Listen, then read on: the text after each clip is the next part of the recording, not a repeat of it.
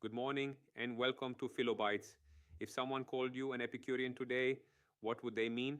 Probably that you love fine food, expensive wine, sensory pleasure, that you are a hedonist, someone who lives for pleasure above all else. And here is one of the great ironies in the history of ideas. The word Epicurean has come to mean almost the exact opposite of what Epicurus himself taught.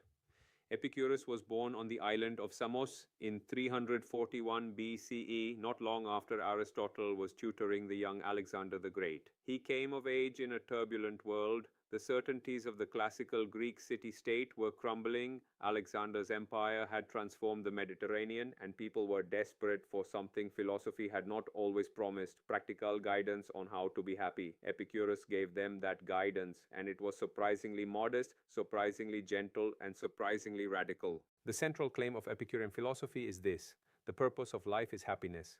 But happiness, real happiness, is not excitement, not luxury, not power. It is ataraxia, tranquility, peace of mind, the absence of mental disturbance, and aponia, the absence of physical pain. That's it. That's what we're all really after, even when we chase wealth or fame or passion. Strip away the self-deception, and what we want is to feel okay, to be at peace. This sounds almost disappointingly simple, but follow the argument and it becomes deeply interesting. If happiness is tranquility, then many of the things people desperately pursue actually undermine happiness. Wealth beyond your needs creates anxiety about losing it, about protecting it, about who your real friends are. Political power brings enemies. Fame puts you at the mercy of other people's opinions.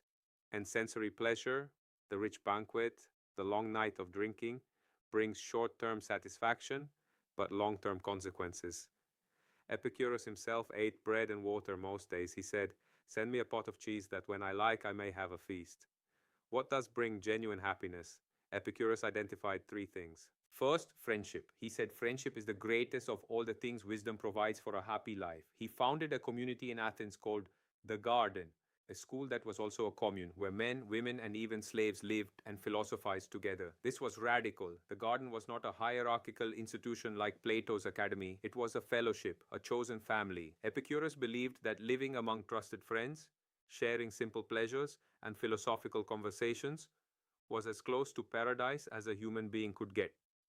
Second, freedom. Specifically, freedom from unwanted obligations, from political ambition, from public life, from the exhausting performance of status. His famous phrase, "live hidden." Don't seek fame or power. Withdraw from the competition that makes people miserable. This is not laziness. It is a strategic choice in favor of the life that actually makes you happy. Third, philosophy itself. Because philosophy, for Epicurus, is therapy. Its purpose is to free us from the fears that haunt us. And the greatest of those fears, two of them: fear of the gods and fear of death. Fear of the gods. Epicurus was technically not an atheist. He believed gods existed, but argued they had no interest in human affairs. They were perfectly happy beings, dwelling in their own tranquility. They didn't punish the wicked or reward the good. They certainly didn't send storms or plagues to express displeasure. Superstitious fear of divine punishment was, for Epicurus, a major source of human misery, and philosophy could free us from it. Fear of death. This is where Epicurus offered one of the most famous and elegant arguments in the history of philosophy. He said, "Death is nothing to us. When we exist, death is not present. When death is present, we no longer exist. Death is simply the cessation of sensation, not pain, not darkness, not loneliness. Nothing and nothing cannot hurt you."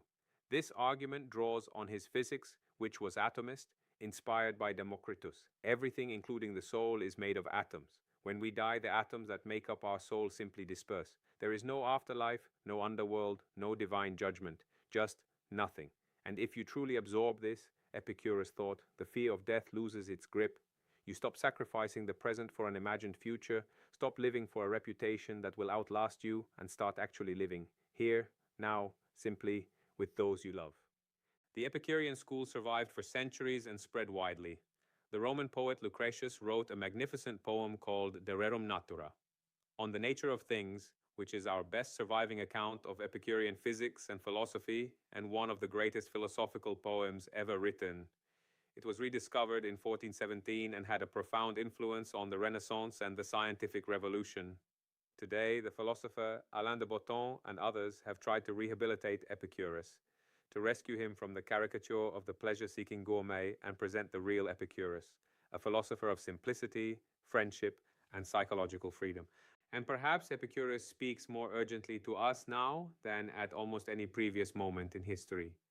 We live in a culture of relentless stimulation, social media, consumerism, status anxiety, the performance of success. We are bombarded by messages that we need more, that we are not enough, that happiness lies just beyond the next purchase, the next achievement, the next milestone. Epicurus would recognize this trap immediately. He lived in a world not so different from ours in these respects, and he had a prescription: simplify, connect, withdraw from the noise, at least sometimes, spend time with people who genuinely care about you, eat something simple and enjoy it, and above all, examine your fears, because most of what we dread is either already gone or not yet here, and philosophy can teach us to live in the present. That is the real Epicurus, not a glutton, a therapist, a friend, a philosopher who wanted to teach us how to stop suffering needlessly. Next time, we make a great leap forward to early modern Europe and to a man sitting alone by a fire, refusing to believe anything he cannot prove beyond all doubt. We meet René Descartes and the birth of modern philosophy. Until then, find a good friend, share a simple meal, and enjoy it.